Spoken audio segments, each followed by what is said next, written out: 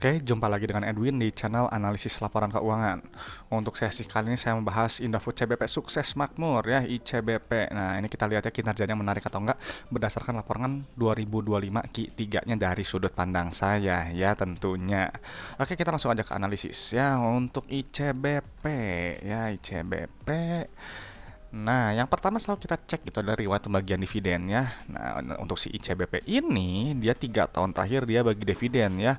Ini adalah perusahaan yang baik gitu ya. Dan ini kita lihat tuh track record ini jelas ya dari 2010, 11 sampai sekarang 2024 bagi dividen terus ya tiap tahunnya gitu. Ada yang bolong nggak nih?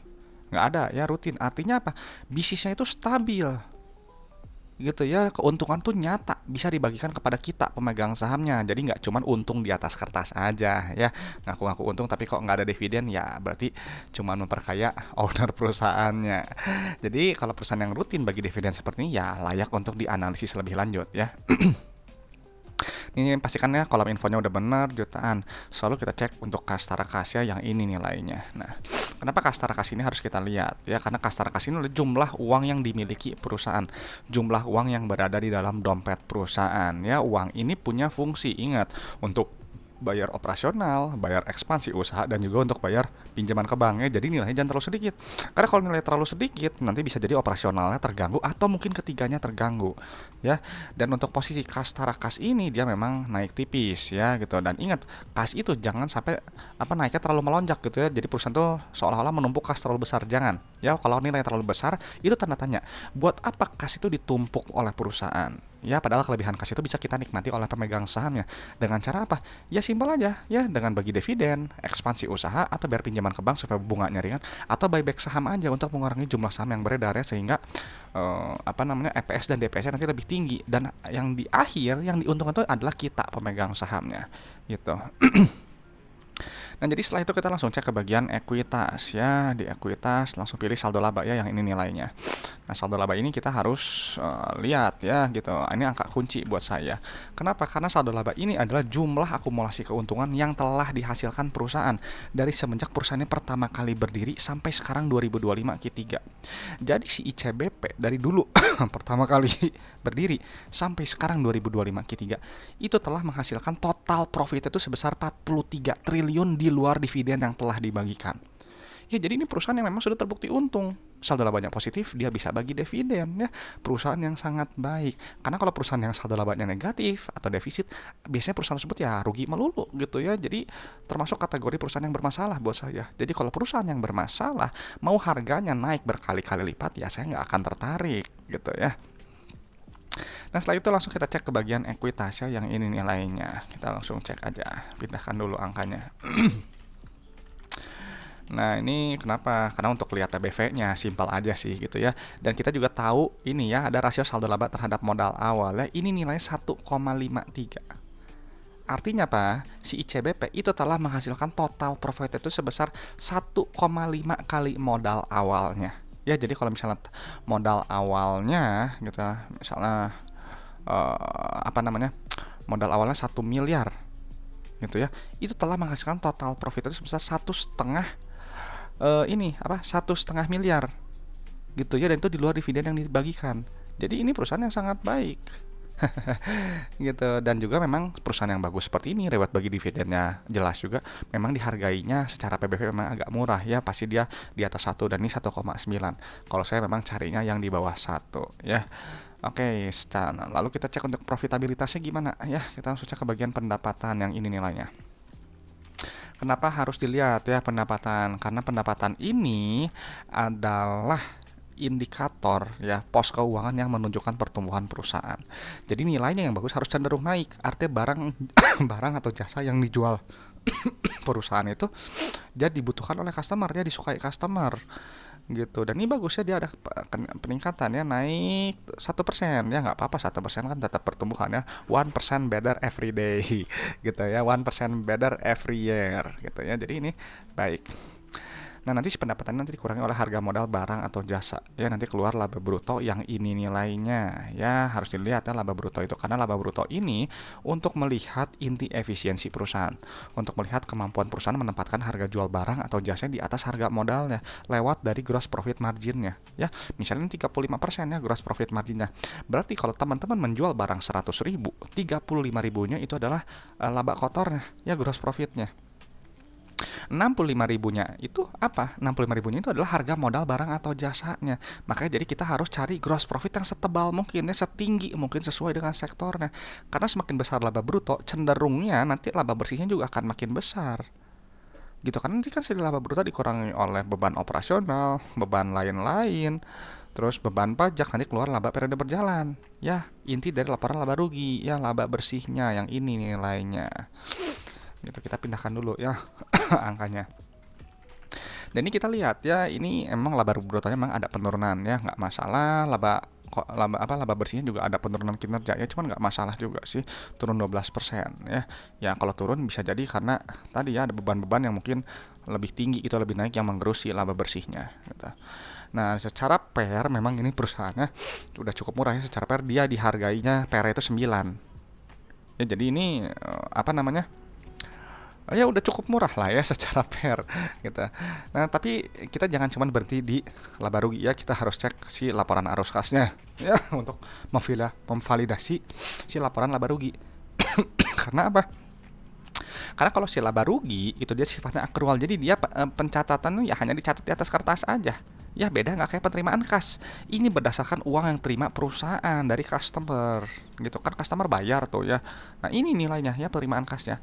Ini harus kita lihat, harus kita pindahkan. Nilainya itu harus tinggi ya, mendekati 100% rasionya ya, untuk rasio receipts to revenue rasionya.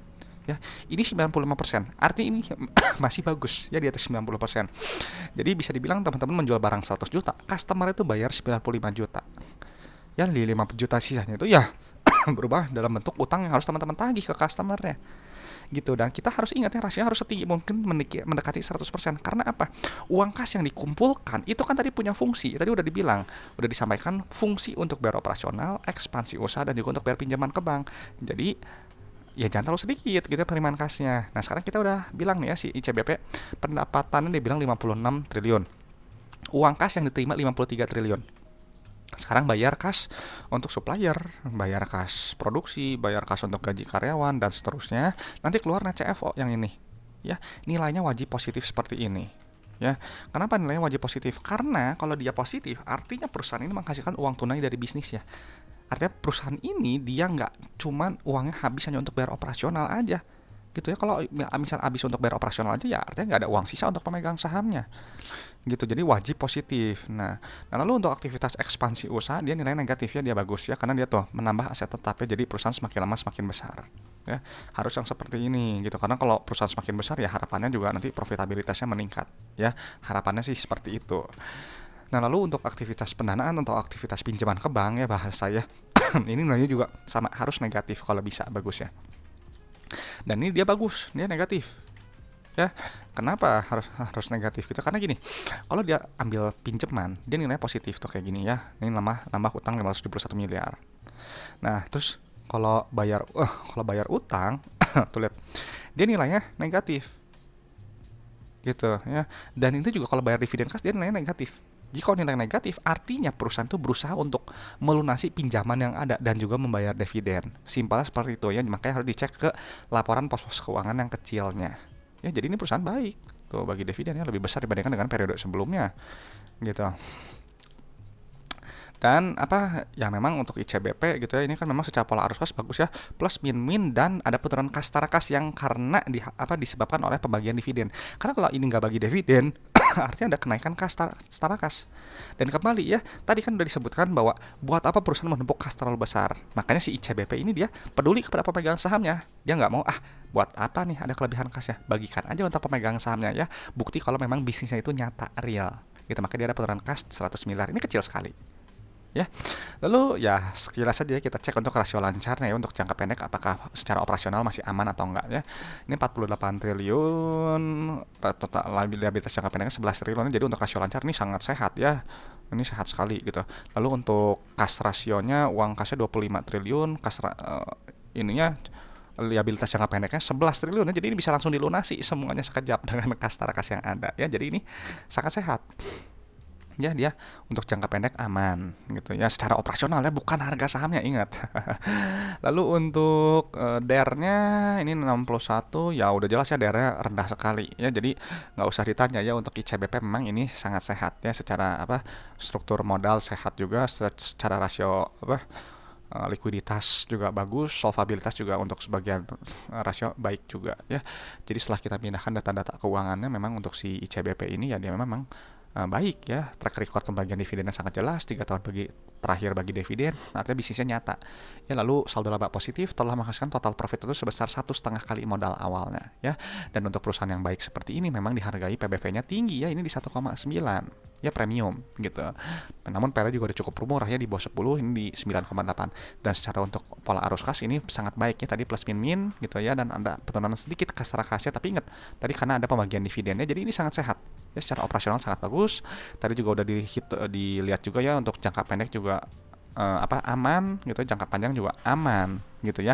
Jadi kalau misalnya perusahaan yang baik seperti ini, tinggal masalah harga aja ya. Apakah harganya ini segini masih murah untuk teman-teman atau sudah kemahalan ya. Jadi tinggal cocok-cocokan aja gitu ya, masih masuk nggak harga segini ya buat teman-teman. Saya rasa itu aja untuk pendapat saya untuk ICBP ya. Dan teman-teman kalau ada pendapat lain untuk ICBP, sampaikan di kolom komentar. Kalau ada apa lagi ya, pertanyaan atau ada request saham, sampaikan juga di kolom komentar supaya nanti saya responnya, saya jadwalin. Dan teman-teman harus ingat ya, selalu saya ingatkan bahwa analisis laporan keuangan itu hanyalah sebagian kecil dari analisis fundamentalnya, dan juga hanya menilai kinerja masa lalu perusahaannya sampai 2025 Q3. Jadi untuk kuartal sekarang berjalan, Q4 dan tahun-tahun kedepannya gimana ya, saya nggak tahu. Silahkan teman-teman analisis sendiri lebih lanjut gitu ya, dan proyeksikan sendiri ke depannya apakah masih bagus atau enggak ya. Dan sekali lagi, untuk analisis laporan keuangan channel ini kita hanya bahas kinerja berdasarkan laporan keuangan. Jadi kita nggak bahas tentang kinerja harga saham yang naik terus atau turun terusnya, kita nggak bahas itu ya. Oke teman-teman, itu aja mungkin pendapat saya untuk ICBP gitu ya. Semoga sharing dari saya ini bermanfaat dan juga bisa memperkaya pandangan teman-teman dalam menilai suatu perusahaan. Oke, saya Edwin dari channel analisis laporan keuangan. Sampai jumpa di video-video berikutnya.